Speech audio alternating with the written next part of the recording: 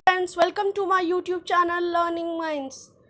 तो आज की इस वीडियो में हम करने जा रहे हैं क्लास 8 का साइंस का चैप्टर 1। तो पिछली वीडियो में हमने प्रिपरेशन ऑफ सॉइल पर छोड़ा था, तो यहाँ से आज हम स्टार्ट करने वाले। और आप लोग सोच रहे होंगे आज मैं एक्सप्लेनेशन हिंदी में क्यों रख रहा हूँ। आज मैं एक्सप्लेनेशन हिंदी में इसलिए रख रहा हूँ क्योंकि पिछली वीडियो में बहुत सारे लोगों के कमेंट आए थे कि भाई प्लीज़ हिंदी में एक्सप्लेनेशन हिंदी में रखो। तो इस वीडियो में मैं पूरा एक्सप्लेनेशन हिंदी में रखूँगा, लेकिन रीडिंग सारी इंग्लिश में करेंगे। तो चलिए स्टार्ट करते हैं। Preparation of soil. The preparation of soil is the first step before growing a crop. तो इस लाइन में बताया कि जो प्रिपरेशन ऑफ सॉइल सबसे फर्स्ट स्टेप है, पहला स्टेप होता है इससे पहले कि हमें क्रॉप उगाए। जैसे हमें समझ लीजिए हमें चावल की खेती करनी है, तो चावल की खेती करने के लिए हमें पहले सॉइल को लूजन करना पड़ेगा। और वो आपने देखा होगा कि जो मिट्टी होती है वो उसमें आपने देखा होगा बहुत बड़े बड़े पत्थर से बन जाते हैं। मिट्टी एक जगह अगर इकट्ठी हो जाती है तो उसे तोड़ना पड़ता है, एक जगह फर्टाइल करनी पड़ती है पूरी। तो इस सब जो जितने मेथड होते हैं, लूजनिंग, फर्टाइल करना, ये सब किस में आते हैं? प्रिपरेशन ऑफ सॉइल में। तो आगे बढ़ते हैं। One of the most important tasks in agriculture is to turn the soil and loosen it. तो एक बहुत इम्पॉर्टेंट जो टास्क होता है एग्रीकल्चर में वो ये होता है कि जो सॉइल है उसे टर्न करना, यानी कि उसे लूज करना। और उसे टर्निंग द सॉइल का मतलब होता है कि उसे मोड़ देना मिट्टी को। फिर आगे बढ़ते हैं। This allows the roots to penetrate deep into the soil. यानी कि जब हम जो सॉइल को हम लूजन कर देते हैं तो इससे क्या होता है, जो प्लांट की रूट्स होती हैं वो अंदर घुसने में, यानी कि पेनिट्रेट का मतलब होता है घुसना, ज़मीन में उन्हें घुसने में आसानी हो जाती है, यानी कि सॉइल में घुसने में। The loose soil allows the roots to breathe easily even when they go deep into the soil. तो इसका मतलब है कि जब वो जो लूज सॉइल होती है वो ना रूट्स को अलाउ करती है ब्रीथ करने के लिए, बल्कि वो जब अंदर भी चली जाती हैं सॉइल में। तो आगे बढ़ते हैं। Why does the loosening of soil allow the roots to breathe easily? The loosen soil helps in the growth of earthworms and microbes present in the soil. These organisms are friend of the farmer since they further turn and loosen the soil and add humus to it. But why the soil needs to be turned and loosened? तो यहाँ पे बताया इस paragraph में कि जो लूजन soil होता है वो जो अर्थवर्म्स और माइक्रोब्स जो सॉइल में प्रेजेंट होते हैं उनकी ग्रोथ में भी हेल्प करता है। और इन्होंने ये भी बताया कि आप सभी को तो पता ही होगा कि जो अर्थवर्म्स होते हैं हम उन्हें फार्मर्स फ्रेंड कहते हैं, क्योंकि ये जो ऑर्गेनिजम्स होते हैं ये फार्मर्स को मदद करते हैं, फार्मर्स की मदद करते हैं सॉइल को आगे फर्दर टर्न करने के लिए और लूजन करने के लिए, और वो ह्यूमस भी ऐड कर देते हैं इसमें। तो इन्होंने ये क्वेश्चन पूछा, but why the soil needs to be turn and loosen? Soil को टर्न और लूजन क्यों करना पड़ता है? तो ये आगे बढ़ते हैं, आगे के पैराग्राफ्स में इसका आंसर होगा। You have learn in the previous classes that soil contains minerals. आपने अपनी क्लास में पढ़ा होगा कि सॉइल में बहुत सारे मिनरल्स होते हैं, जैसे वाटर, एयर और सम लिविंग ऑर्गेनिजम्स भी होते हैं जो कि हमें दिखाई नहीं देते हैं। सॉरी कुछ ऑर्गेनिजम्स दिखाई देते हैं और कुछ नहीं दिखाई देते हैं। हाँ, आगे बढ़ते हैं। In addition dead plants and animals get decomposed by soil organisms. तो आगे हम एडिशन में पढ़ते हैं कि जो डेड प्लांट्स होते हैं और सॉइल वो डिकम्पोज हो जाते हैं, जो सॉइल में ऑर्गेनिजम्स होते हैं उनकी मदद से वो डिकम्पोज हो जाते हैं। In this way, various nutrients in the dead organisms are released back into the soil. तो इस प्रकार जो बहुत सारे न्यूट्रिएंट्स होते हैं जो कि डेड ऑर्गेनिजम्स में होते हैं वो वापस रिलीज़ हो जाते हैं सॉइल में। These nutrients are again absorb by plants. तो जो ये न्यूट्रिएंट्स होते हैं फिर से वापस से जो प्लांट्स होते हैं उन्हें एब्जॉर्ब कर लेते हैं। Since only a few centimeters of the top layer of soil supports plant growth, turning and loosening of soil brings the rich nutrient soil to the top so that the plant can use these nutrients. अब देखिए, मैंने कहा था ना आपको आगे इन paragraphs में इसका आंसर मिल जाएगा। ये देख रहे हैं आप, ये वाला क्वेश्चन, ये जो बुक में क्वेश्चन पूछा गया था, इसका ये रहा आंसर। ये पूरा इसका आंसर है। अब नोट डाउन कर लें, ये इसका पूरा आंसर है। तो इस पैराग्राफ में हमें क्या बताया गया है? ये बताया गया है कि जो कुछ ही सेंटीमीटर पे जो टॉप लेयर होती है सॉइल की, वो प्लांट ग्रोथ को सपोर्ट करती है। और जब हम सॉइल को टर्न करते हैं और लूजनिंग करते हैं उसकी, तो उससे क्या होता है, जो न्यूट्रिएंट रिच सॉइल होती है वो टॉप पे आ जाती है, जिससे plants can use these nutrients, जिससे जो प्लांट्स हैं वो इन न्यूट्रिएंट्स को यूज़ कर सकें। आगे बढ़ते हैं। This turning and loosening of soil is very important for cultivation of crops. The process of loosening and turning of the soil is called tilling and ploughing. जो प्रोसेस होता है लूजनिंग और turning of the soil is called, क्या कहते हैं उसे, tilling और ploughing. This is done by using a plough. अब इसे किससे करते हैं, जो प्लोइंग होती है, और टिलिंग इसे करते हैं एक डिवाइसेस का नाम है प्लो। अब प्लो किसे कहते हैं? हल। जो हल देखा होगा आपने, देखिए ये पिक्चर में भी दिखाया है, फिगर 1.1 में, 1.1a में, ये एक प्लो होता है। अभी इसमें प्लो के इन्होंने वो भी बताए हैं पार्ट्स। ये एक प्लो शेयर है, ये फिर प्लो शाफ्ट है, और ये फिर बीम है। आगे बढ़ते हैं। प्लोज आर मेड ऑफ वुड और आयरन। जो हल होते हैं वो किसके बने होते हैं? लकड़ी के और आयरन के। If the soil is very dry it may need watering before ploughing. अगर वो सॉइल, जो मिट्टी है, वो बहुत ज़्यादा सूखी है, तो उसे जोतने से पहले पानी देना पड़ेगा ताकि वो थोड़ी सी लूज़ हो जाए।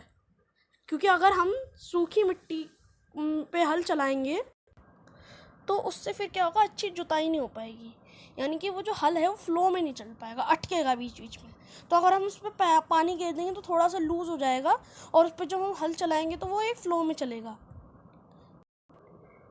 If the soil is very dry, अच्छा सॉरी ये तो पढ़ लिया।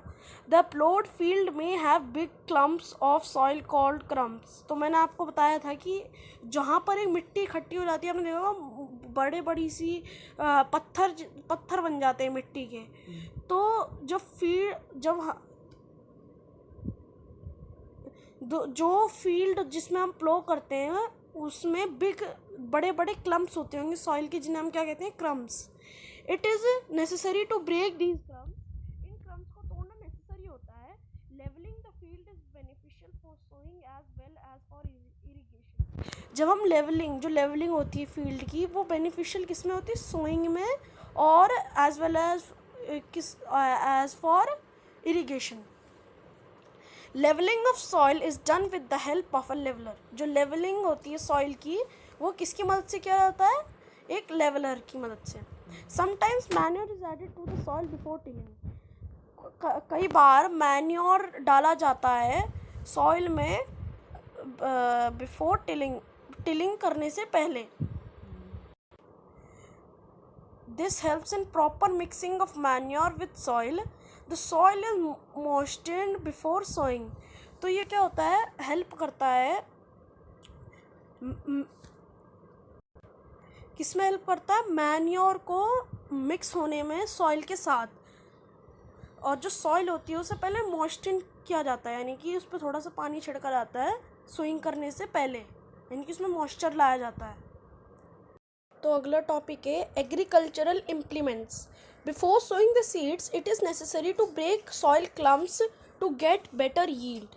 तो पहले जब हम जो बीज होते हैं उन्हें बोने से पहले अगर हम सॉइल क्लम्प्स को तोड़ दें तो उससे क्या होगा, बढ़िया खेती होगी। This is done with the help of various tools. और ये किससे होती है, बहुत सारे टूल से होती है, मतलब बहुत प्रकार के टूल्स से होती है। The main tools used for this purpose are the plough, hoe and cultivator. जो मेन टूल्स होते हैं जो इस पर्पस के लिए यूज़ किए जाते हैं वो है प्लो, होई और cultivator. Plough, this is being used since ancient times for tilling the soil, adding fertilizers to the crop, removing the weeds and turning the soil।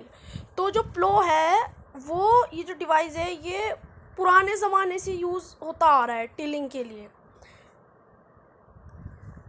और इसे किस किस में यूज़ किया जाता है, कौन से कार्यों में, यानी कि जब हम फर्टिलाइज़र ऐड करते हैं क्रॉप्स को, वीडिंग करते हैं यानी कि वीड्स को रिमूव करते हैं। This is made of wood and is drawn by pair of bulls और other animals, horses and camels. तो ये किससे बना होता है, वुड से। और ये ड्रॉ किससे किया जाता है, यानी कि चलाया किससे जाता है, दो पेयर ऑफ बुल्स, यानी कि जिसमें दो बुल्स होते हैं, और अदर एनिमल्स से भी किया जाता है, ये जैसे कि हॉर्सेस और camels. It contains a strong triangular iron strips called प्लोशेयर।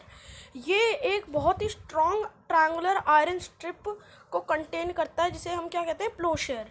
The main part of the plough is a long log of wood which is called a plough shaft. जो मेन पार्ट होता है एक प्लो का वो एक लॉन्ग लॉग होता है wood का, which is called a plough shaft, जिसे हम प्लो शाफ्ट कहते हैं। This is a handle at one end of the shaft. ये एक हैंडल होता है जो उसके एक एंड पे होता है, शाफ्ट के एंड पे। The other end is attach to a beam which is placed on the bull's neck. जो दूसरा एंड होता है वो एक बीम से अटैच्ड होता है जो बुल की नेक पे लगा होता है। One pair of bulls and a man can easily operate the plough. एक पेयर बुल्स का और एक मैन ईजिली ऑपरेट कर सकते हैं प्लो को, जिसे किसमें दिखाया गया है, फिगर 1.1a में। The indigenous wooden plough is increasingly being replaced by iron plows nowadays. Hoy, it is a simple tool which is used for removing weeds and for loosening the soil। ये एक simple tool होता है जो कि use किया जाता है weeds को रिमूव करने के लिए और सॉइल को लूजन करने के लिए। It has a long rod of would और आयरन। उसमें एक बहुत ही लंबी रॉड होती है, किसकी, वुड की या फिर आयरन की। A strong, broad and bent plate of iron is fixed to one end of its end। तो एक बहुत ही ब्रॉड और स्ट्रॉन्ग बेंट प्लेट होती है आयरन की जो कि फिक्स होती है उसके एक एंड पे, उसके एंड्स पे होती है fix. And works like a blade, और वो किसकी तरह वर्क करता है, एक ब्लेड की तरह। It is pulled by animals. इसे किससे पुल किया जाता है, एनिमल्स से। फिगर 1.1b में दिखाया गया है, ये एक होई है, ये इसकी ग्रिप है, ये इसका हैंडल है, ये इसका बीम है, इसकी रॉड है और ये इसकी बेंट प्लेट है। फिर है cultivator. Nowadays ploughing is done by tractor driven cultivator. The use of cultivator saves labour and time. ये जो कल्टीवेटर का यूज़ होता है ये लेबर और टाइम को क्या करता है, सेव करता है। फिर है अगला टॉपिक है sowing. Sowing is an important part of crop production. देखो भाई, सोइंग एक बहुत ही इंपॉर्टेंट पार्ट है क्रॉप प्रोडक्शन का, क्योंकि अगर हम बोएंगे नहीं बीज तो फिर खेती कैसे होएगी। Before sowing good quality clean and healthy seeds of a good variety are selected. इससे पहले कि हम बोते हैं बीजों को, एक बहुत ही गुड क्वालिटी क्लीन और हेल्दी सीड्स की वैरायटी सेलेक्ट की जाती है। Farmers prefer to use seeds which give high yield. Farmers उन सीड्स को खरीदते हैं जो कि ज़्यादा खेती, यानी कि ज़्यादा खेती दें, यील्ड करें ज़्यादा। फिर है एक्टिविटी 1.1, अच्छा, selection of seeds, activity 1.1। Take a beaker and fill half of it with water. Put a handful of wheat seeds and stir well. Wait for some time. Are there seeds which float on water? Would those would those be lighter or heavier than those which sink? Why would they be lighter? Damaged seeds become hollow and are thus lighter before they therefore they float on water. This is a good method for separating good healthy seeds from the damaged ones. ये एक बहुत ही अच्छा method है good और healthy seeds को separate करने के लिए डैमेज्ड वंस। यानी कि आपने देखा होगा, एक आप बाउल ले लो, उसमें जो सीड्स हैं कुछ सीड्स गिर दो, तो आप देखोगे जो डैमेज्ड होंगे, जो हॉलो होंगे, वो फ्लोट करने लगेंगे वाटर पे, और जो वो होंगे हेवियर वन वो अंदर सिंक हो जाएंगे, यानी कि उसकी सरफेस पे आ जाएंगे बॉल की। Before sowing one of the important task is to know about tools used for sowing seeds. तो फिगर 1.2 ए एंड बी इन्होंने बताया कि इससे पहले कि आप बीजों को उगाओ, आपको इम्पोर्टेंट टास्क और टूल्स के बारे में पता होना चाहिए जो कि सोइंग सीड्स को बोने के लिए यूज़ किए जाते हैं। अब है traditional method. The tool used traditionally for sowing seeds is shaped like a funnel. जो ट्रेडिशनल टूल होता है जो कि सोइंग में यूज़ किया जाता है, वो एक फनल की शेप में वो होता है, शेप्ड होता है फनल की शेप में। तो आपको दिखाता हूँ कैसा होता है। ये देख रहे हैं आप, यही है वो टूल जो कि सोइंग में यूज़ किया जाता है। The seeds are filled into the funnel, passed down through 2 or 3 pipes having sharp ends. तो जो बीज होते हैं वो उस फनल में भर दिए जाते हैं और उस फनल में 3 या 4 पाइप कनेक्ट कर दिए जाते हैं जो जिनके शार्प एंड होते हैं।